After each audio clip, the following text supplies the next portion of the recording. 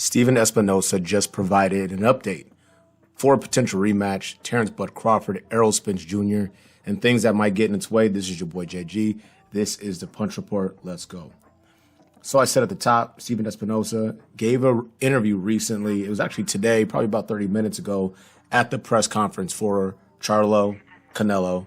Gave an interview, I think it was Fight Hub TV. Shout out to Fight Hub TV. Check them out. Short interview, 6 minutes. And they asked a series of questions about an update for Errol Spence Jr. and Terence "Bud" Crawford and that potential rematch. Essentially, he stated he's been in contact with Errol Spence Jr.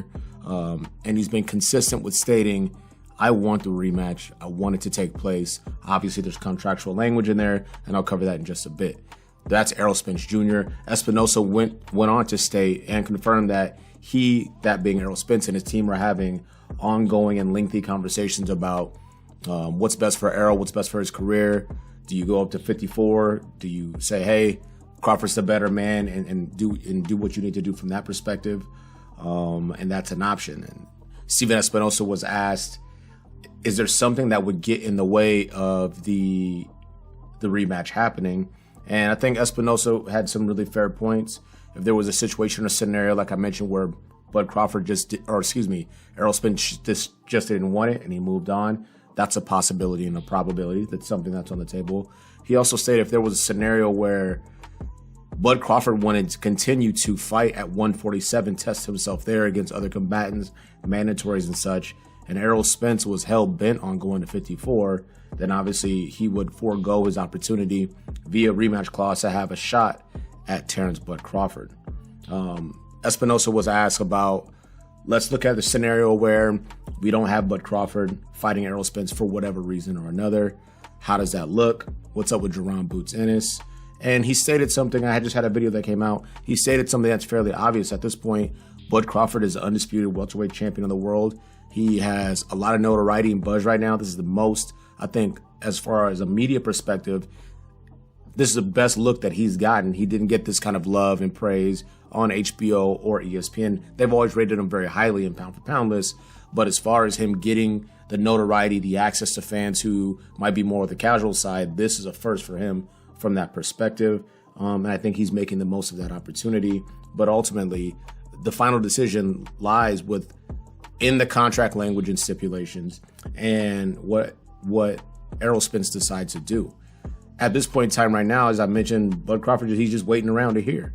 You know, Jerron Ennis or whoever, really anybody who wants to call Charlo, they can call Crawford out. But for at least the next 10 to 12 days, unless news breaks today, he has to wait on the decision from Errol Spence Jr. Then he goes on from there. Now, Steven Espinoza said some interesting things. He stated that nothing's undoable. For example, we talked about the contract, and he stated that if there was a scenario or situation, and Errol's not been known to do this, take tune-ups, where Errol could essentially stipulate or renegotiate an opportunity to either test 54 or try his body out at 47 against someone else, and Terence Crawford sits out until the immediate, it wouldn't be immediate, but until the opportunity to rematch against Errol Spence Jr., that would be something that he doesn't think, that being Espinoza, both sides would really fight against. I think they both, he being Espinoza, recognized that Bud Crawford and Errol Spence, a rematch, does have fan appeal. There is a story about, was that really Errol Spence? Is Bud Crawford as good as advertised and what he's displayed consistently over the course of his career and elevated himself, in my opinion, in that particular bout? Or was it really just a one-sided beatdown and, we paid for that again? But the idea that there might be flexibility to allow Errol to figure some things out about himself, his career professionally, and what he wants to do next, I think is interesting from Espinoza. Another thing that Espinoza acknowledged is in the examination of doing this fight again, that being Errol Spence Jr. and his team, looking at things like, one, the performance, but two, coming off of a severe car accident, fighting twice, Danny Garcia, Dennis Ugas, and coming out of victorious, looking at things from those perspective. Have you recovered from your eye? And I think at this point, Bud has already done thing. We've acknowledged Bud Crawford. I don't think it's excuse making at this point to examine some of these things for Errol Spence Jr. because if he is compromised, we don't need to see another outing like he had on the 29th versus Bud Crawford or anybody else for that matter. So just all interesting things. I will be back with another video today kind of going over the press conference for Jermell Charlo, Canelo Alvarez. That fight is taking place at 168 pounds. Charlo coming up 14 pounds to try to capture history. This is your boy JG. This is the Punch Report. What's next for Bud Crawford? What are your thoughts on a potential rematch? Let's go.